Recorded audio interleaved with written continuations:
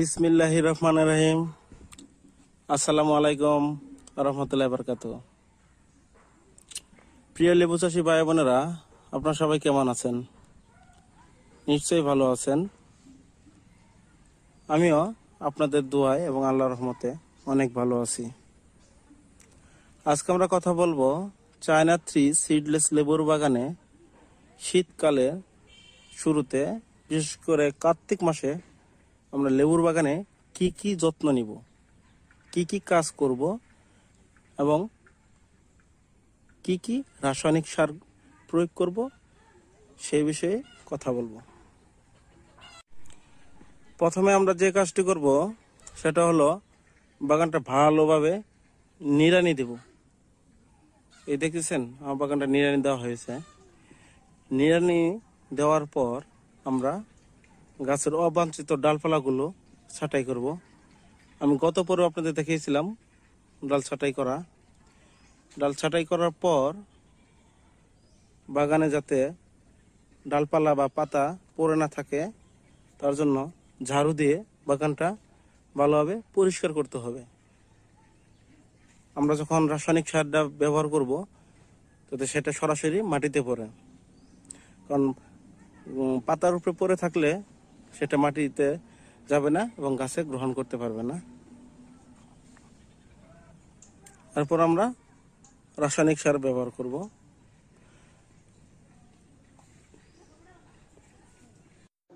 প্রথমে আমরা বাংলা টিএসপি সার দিব।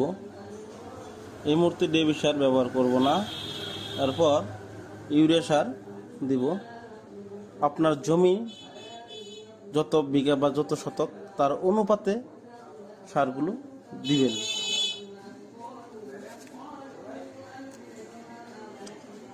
এরপর আমরা এমওপি সার বা পটাশ সার দিব পরিমাণ মতো। এরপর দিব থিওবিট 80 WG। থিওবিট মূলত ছত্রাক ও মাকড়নাশক হিসাবে খুবই ভালো কার্যকরী। এরপর আমরা দেব ম্যাগনেসিয়াম। এখানে আছে ম্যাগ গোল্ড।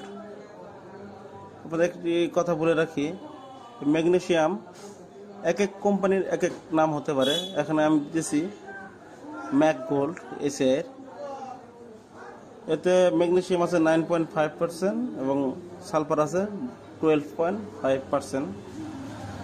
ম্যাগনেসিয়াম গাছের খাদ্য তৈরিতে সহায়তা করে এবং লেবুর গুণগত মান বৃদ্ধি করে, গাছের পাতা এবং ফল ঝরে যাওয়া রোধ করে।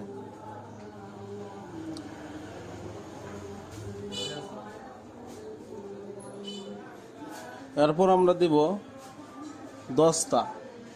এখানে আমি দিতেছি এসএআই কোম্পানির হ্যাপটা জিঙ্ক।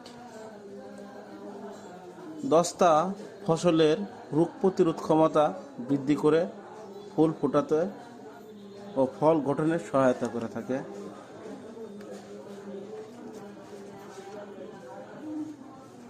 এরপর আমরা দিব বোরন সার।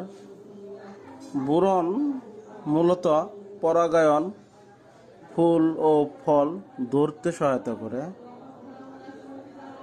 লেবু পরিপুষ্ট হয় এবং লেবুর রং ঠিক থাকে। এছাড়াও লেবুর হালকা সাদাটে বিভিন্ন দাগ পরে সেগুলা পড়া বন্ধ হয়ে যায়, দাগ পড়ে না।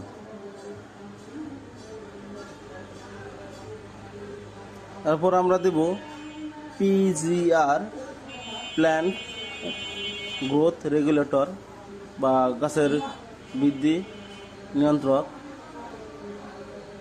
গাছের প্রায় সব খাদ্য উপাদানই এই পিজিআরে থাকে। পিজিআর ব্যবহারে আপনার ফলন অনেক গুণ বৃদ্ধি পায়। এই সমস্ত সার ভালোভাবে মিক্সড করে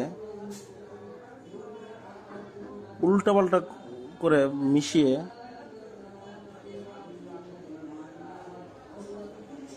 বাগানে প্রতিটা জায়গায় ছিটিয়ে দিতে হবে। অনেকেই লেবু গাছের গোড়ায় সার দেয়। এখন যেহেতু গাছের বয়স অনেক বেশি, তার শিকড়গুলো বাগানের চতুর্দিকে ছড়িয়ে ছিটিয়ে রয়েছে, তাই আমাদের সার ছিটিয়ে দিতে হবে।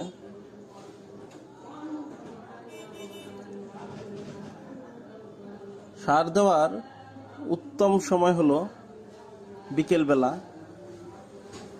বিকেলবেলায় সার ছিটিয়ে দিলে তখন সূর্যের আলো থাকে না, রোদ থাকে না এবং সারের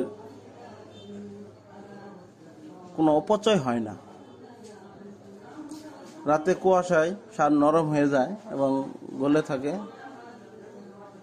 সকালবেলায় সেচ দিলে সেটা ভালোভাবে পানির সাথে মিশে যায় এবং গাছের সার গ্রহণের সুবিধা হয়। এখানে আরেকটি কথা বলে রাখি, বাগানে বিভিন্ন প্রকার কীটপতঙ্গ পোকামাকড় দমনের জন্য আমি স্কয়ার কোম্পানির ইকোফুরান 5G অন্তর্বাহী দানাদার কীটনাশক ব্যবহার করব।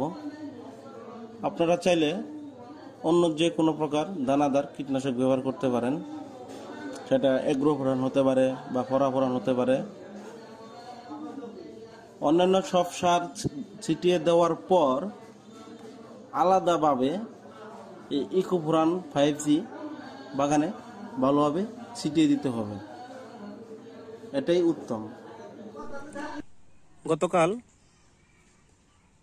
সার ভালোভাবে ছিটিয়ে দিয়েছিলাম, আজকে সেচ দিতেছি, পানি দিতেছি বাগানে।